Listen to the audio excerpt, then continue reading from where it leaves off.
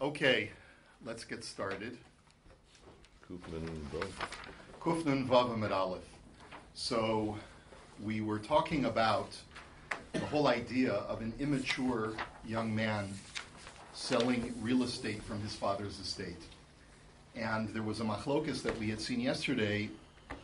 How old must he be for us to assume that he's savvy enough without any other information, just with the assumption that he's savvy enough to sell real estate? It was machlokus between whether he has to be 18 or 20. And we had seen other machlokus related to this, which we're going to just recap now. Amar Rav Nachman, Amar Shmuel. Bodkin, Lekidushin, Legerishin, Velachalitza, Velamiunin, Velimkor benichsei aviv, Ad sheyehe ben esrin.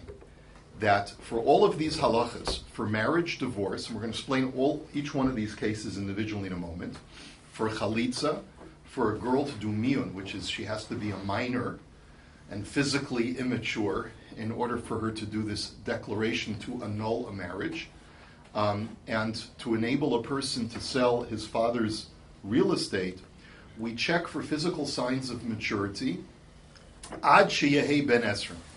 In other words, even though he may have already produced signs of physical maturity, even though he's well past 13, or she's well past 13, but for these purposes, we have to check, because in order for a person to be authorized to do these things, they have to not only be of legal age, but they also have to have displayed attributes of puberty.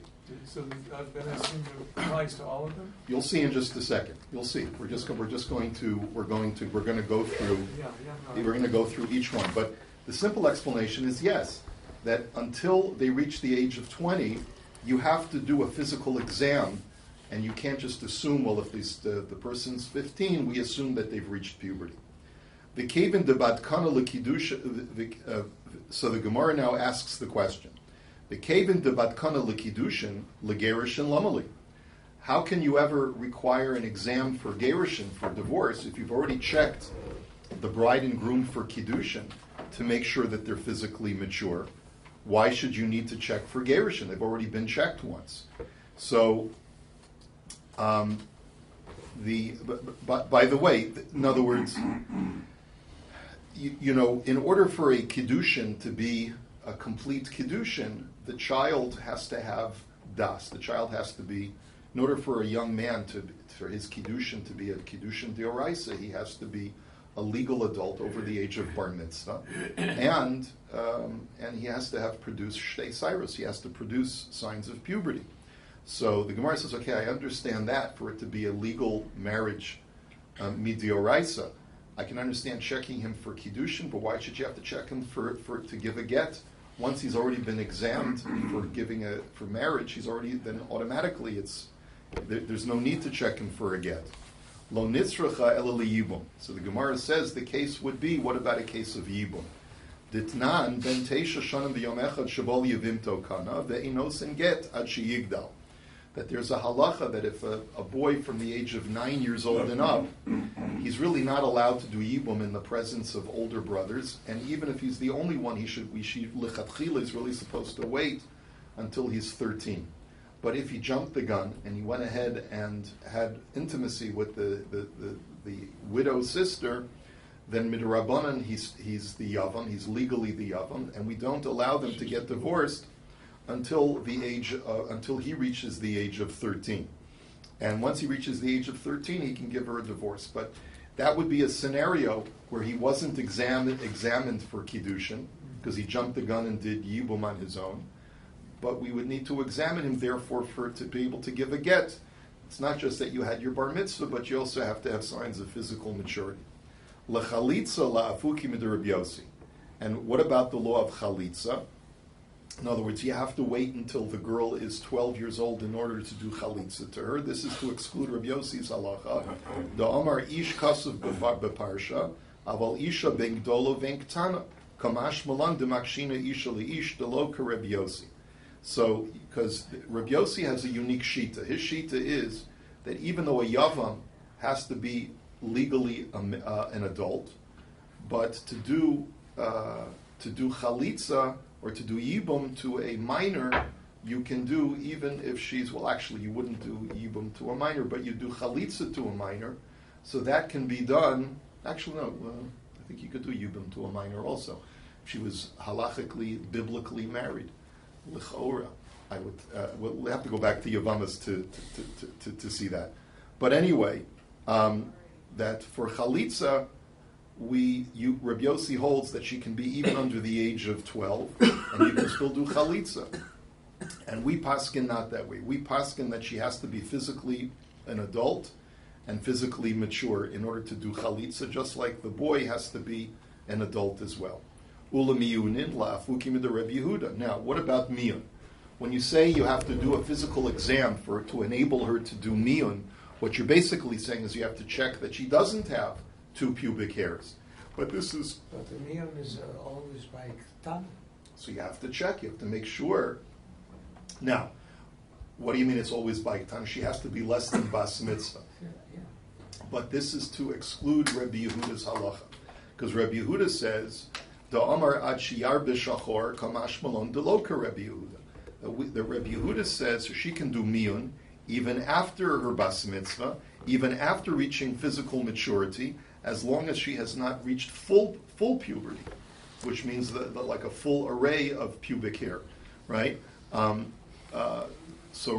according to the Chachamim, as long as she has reached the age of 2 sairos, she can no longer do miyun. But if she hasn't yet produced shtei sairos, she could still do miyun. And so, according to what the Gemara suggests now, even after the bas mitzvah, she could do miyun, provided that she hasn't reached physical maturity yet. So that's why you would do a bedika. You would say, okay, up until the age of 20, if you still claim that you're not pubescent yet, we'll let you do miyun, but we have to do an exam. And then finally, v'lim kor b'nichsei aviv ad sheyehi ben esrim. So we said, and as far as selling his father's real estate, we wait until he's 20 years old. Lafuke mimando amar ben shmona esrei. So Martin, you're right. This word ben ad sheyehi ben esrim seems to be going on, according to the Gemara, only on this last halacha. Only on this last halacha. By the other ones, you check for, you'd have to do a physical exam. No. I think that it could be that it's in all of these. I have to just, I'm not 100% sure. Because if you look at the Rashbam, Bodkim L'Kiddushin, he says, Afal Pishu hu ben Yud Gimel Shomen v'yom echad, v'ishavas Yud Gimel Shomen v'yom echad, lo samchinan ashanim lachzukinu ki gedolim, u'bnei soy lachshav kiddusheim vaday, af lahakel, kigon levatel kiddushe shenet shekidesh acharav lo get. Ela bodkin acharav im hevi sairos, oz yachshav kiddushe vaday. He says, you have to do a physical exam up until the age of 20 on all of these cases. And so I think it's really on all of the cases the age of 20 is applicable. But the last statement of we don't allow him to sell off real estate until he's 20 is also coming to exclude the other opinion that said that even if he's 18, he's allowed to sell the real estate. The Hilchasa, so the final halacha says the Gemara, Tov zman kilifnei zman. We had a machlokas yesterday. What if he's in his 20th year? He's 19 in his 20th year. Does he sell real estate or not? So we said that's a machlokas, and we're saying the psak is it's kilifnei zman, that he cannot. You have to wait till he's actually finished his 20th year. The hilchasa kegidol bar menashe, and the halacha is like gidol bar menashe, that as long as a 13-year-old boy or a 12-year-old girl is precocious and knows and is savvy and knows the rules of real estate, you allow her to sell the real estate of the father. The hilchasa kemar zutra, and we paskin like Mar Zutra, who had said yesterday that not only is a pre-20-year-old capable of not allowed to sell the father's real estate, but they're also not allowed to testify on real estate transactions. But since they can sell metaltalin, they're allowed to testify on metaltalin cases.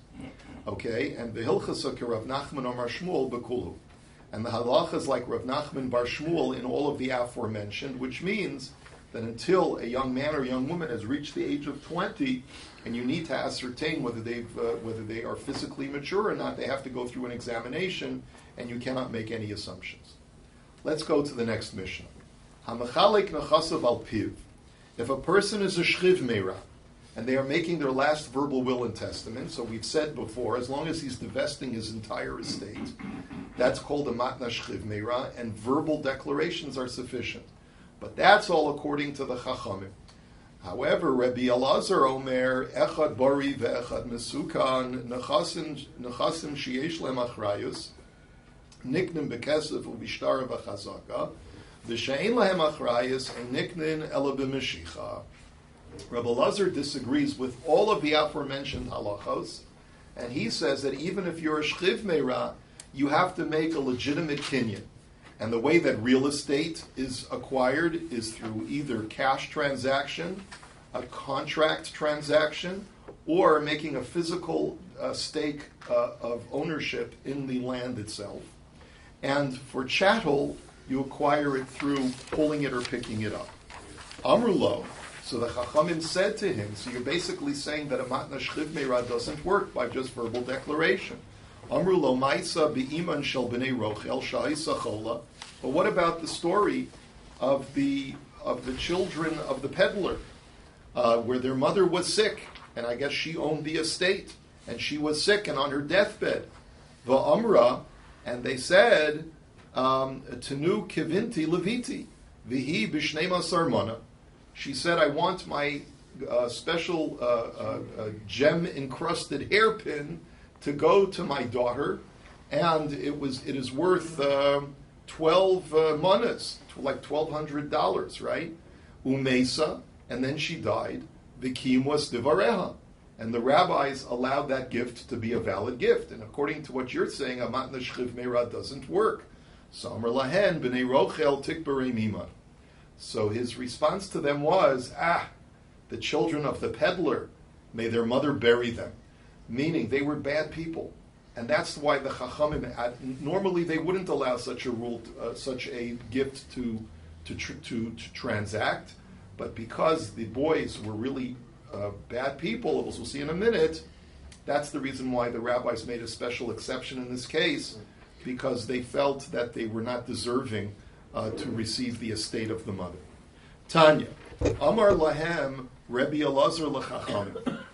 Rabbi Elazar, in arguing his case to the Chachamim, states to them as follows: Ma'isa b'maroni echad shehaya b'Yerushalayim v'haya lo metaltalin harbe u'bikesh litnam b'matana.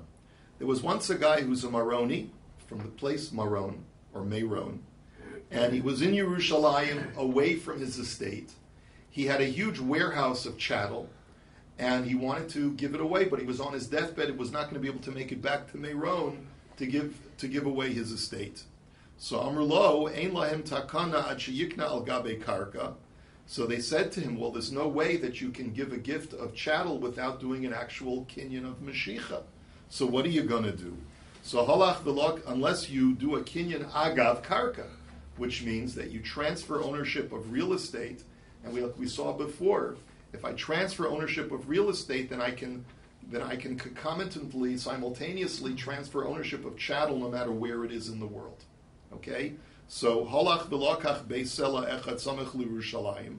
So what he quickly did, even though he was deathly ill, he purchases a small parcel of land just adjacent to Yerushalayim where he's staying. Va'amar tzfono leploni, v'imo meya tzonu meya chavuyos, udromo leploni, v'imo meya tzonu meya chavuyos. So he said, I hereby, and he got a guy to make a kinyan on the northern part of the real estate, and he said, be koina on behalf of my friend Ploni, right? And with your acquisition of the northern part of this small plot of land, you are also acquiring on his behalf 100 sheep and 100 barrels of wine. And then he said to the same guy or to a different guy, now make a kinyan on the southern part of the estate of this field, and together with it you will acquire 100 sheep and 100 barrels of wine from my other friend. Umes. And then the guy died. The kiyumu chachamim es devara. and the Chachamim fulfilled his words. In other words, you see from this case that he did everything on the direction of the Chachamim. And if a Matna Shchiv Meira would work, why was this all necessary? All he needed to do was just to make a verbal instruction on his deathbed. So Amrulo Misham Raya Maroni Barihaya. So they said, that's not, you can't bring proof from that story. You don't know you don't know the story. The story was that at the time when he did this, he was healthy. He was worried that maybe he's not going to make it back home.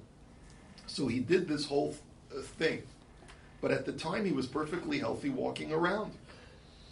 And then he died of a heart attack a week later, right? And that's the reason why the only way for him to do this was in this way. But if he was taka on his deathbed, dying a slow death, then they would have permitted it just verbally. Amr lahen b'nei rochel tikberei mima. So, my time a kalayitlu. Why did Rebbe Lazar curse the sons of this woman and say, hey, their mother buried them? She's already dead. Well, she's already dead, right. Right. The Bach, by the way, points out that we're going to, instead of just Rebbe Lazar saying they were Rishoyim, we're going to have to come up with a scenario whereby that only according to Rebbe Lazar they're bad people, and according to the Chachamim they're not bad people. And that's why they look at the case completely differently. Because from the Chachamim standpoint, this was a real, genuine Matna Shchiv Meira. From Rebbe Lazar's standpoint, because they were bad l'shitaso, according to his shita, so that's why this was a special case. So Amar of Yehuda Amar Shmuel, Mekayme Kotzim Bekerem Hayu, Rebbe Lazar L'Taime. That these were people who kept thorns growing in a vineyard, which, according to Rebbe Lazar, is a violation of Kilayim, of having mixed plants in a vineyard. Ditnan hamakayim kotzim bekerem, Rebbe Lazar oimer kodesh v'chachamim omrim lo kodesh. That if a person grows thorns, I guess of a different species, it's not clear to me what kotzim are. I mean, it's what type of kotzim. Rashi says it's a certain species of plant that can be used for animal fodder. So the Rebbe Lazar says it's a problem of kilayim, and it's usher. And the Chachamim say no, there's no problem with kilayim, and the plants are mutter. Eladavar she kamohu mekayimin. So the only thing that's lo kadash eladavar she kamohu mekayimin. The only thing that would make a problem of kilayim in a vineyard is if you planted something that you would harvest and keep in your home for consumption. So bishlam akarkum chazi. Elakotzim lamai chazi. So the Gemara says, okay, I would understand if you planted saffron, for example, right? But what are thorns? This species of thorns. What is that usable for? It's not something that you harvest and bring into your home. So Amar Rabbi Chanina, my time of the Rebbe Lazar shekain ba'arvaya mekayim kotzim besados ligmalehen. The answer is because in Arabia they use this species of thorn bush as a fodder for their camels. And therefore, since it can be used as animal feed, for Rebbe Lazar, it's a problem of kilayim, and that's why it's usher. According to the Chachamim, just because it can be used as animal fodder somewhere does not make it a problem of kilayim. It has to be for human consumption. So Amar Rabbi Levi, Konin Kinyan, Mishchiv Meira, Afilu B'Shabbos, Velo Lachush L'Divi Rebbe Lazar, Elashema Titrov Daito Alav. The final psak, says Rabbi Levi, is that if a guy's on his deathbed, and it's on Shabbos, even though normally we don't allow kinyanim to take place on Shabbos, we permit it in the case of a shchiv meira. Not because we're choshesh for Rabbi Lazar Shita, who says that even a shchiv meira needs to make a kinyan, but rather to give him peace of mind, that just in case this guy in his deathbed thinks that it's going to be contested later, we say to him, okay, go ahead, macha kinyan, to make you feel better. He says, because we paskin like the Chachamim, that a verbal declaration is sufficient, and therefore that's all that needs to be done. The next Mishnah is going to address this issue a little bit further. Rabbi Eliezer Omer, b'Shabbos Devar of Kayomim, Mipnei she'ein yachol lichtov, avalo b'chol.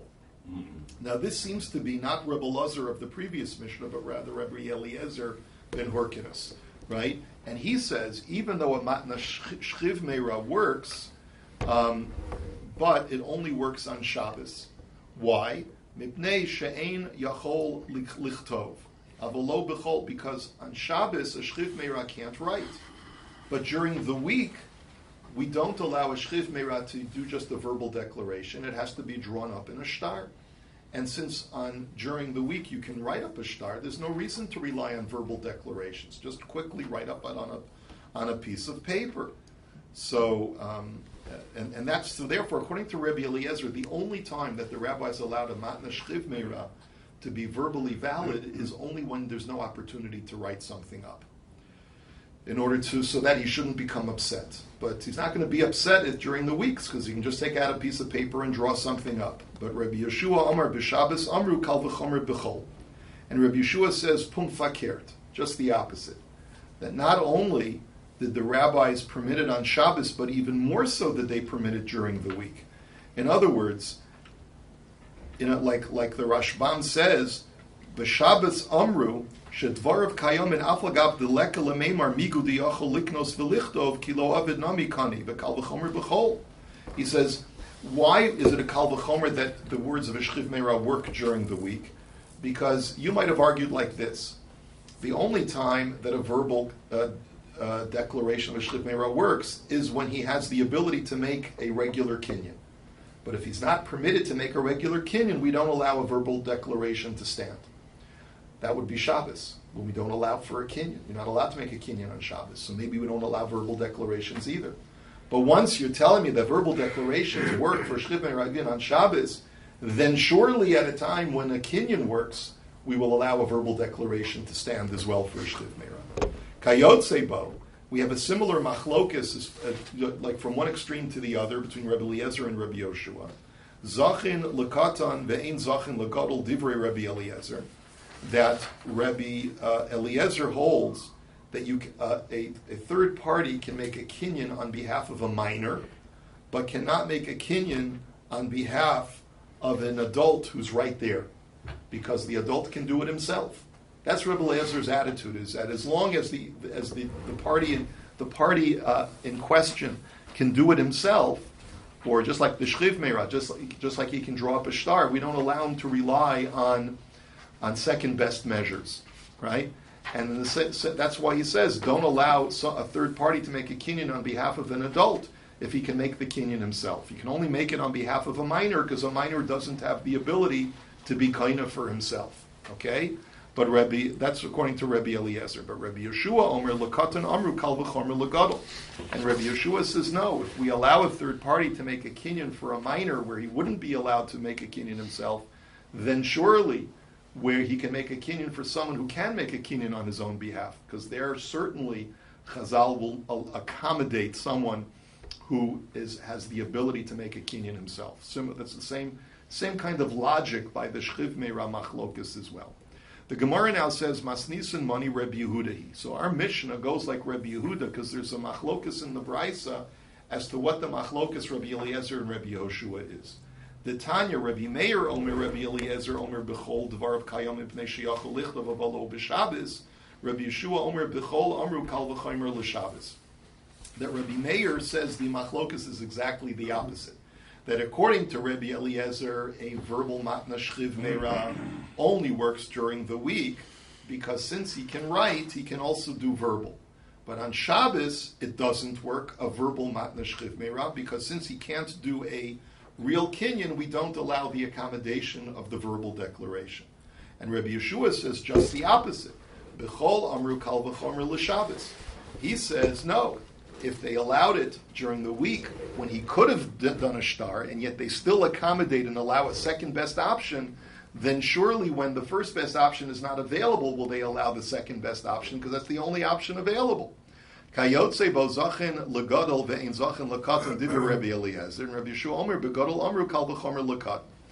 And similarly, Rabbi Eliezer says you can make a kinyan on behalf, a third party can make a kinyan on behalf of an adult, but not for a minor, since he can't make a kinyan himself. And Rabbi Yoshua says just the opposite. If they allow you to make a kinyan for an adult who could have done it himself and not relied on the second best method, then surely when there is no first best method available, we'll allow you to make a kinyan using a third party. But that's clearly the opposite of what we just said in our Mishnah. So our Mishnah goes like this opinion of Rabbi Yehuda. Rabbi Yehuda Omar Rabbi Eliezer Omer b'Shabbos Dvorav Kayomin Mipnei She'ena Yachol Lichtav Avalo B'Chol. That according to the way he learns the Machlokas, Rabbi Eliezer says the Matna Shchiv Meira only works on Shabbos because there's no other option. But during the week, when you have a better option of making a kinyan with a shtar, then we require you to do that. And Rabbi Yeshua Omer b'Shabbos Amru Kal V'Chomer B'Chol. And Rabbi Yeshua says, like our Mishnah said, that if they permitted it on Shabbos, where there is no kinyan normally allowed, then surely when a kinyan is allowed, the rabbis made this option available as well. And Kayotze Bo Zachin Lakatan Ben Zachin Lagol Div Rabbi Eliezer. And similarly, Rabbi Eliezer only permits a third party to make a kinyan when there's no other option, which is the case for a katan. But for a gadol, he doesn't allow the second best when the first best is available for the gadol to do it himself. And Rabbi Yeshua Omer, just the opposite. Lakatan Amru Kal V'Chomer Lagadol. Rabbi Yeshua says if they allow you to make a kinyan for a katan, who normally cannot make a kinyan himself, so it's weak, his ability, then surely you can make a kinyan on behalf of someone who has a strong ability to make a kinyan, which is a gadol. And we'll hold it here for today. Have a wonderful day.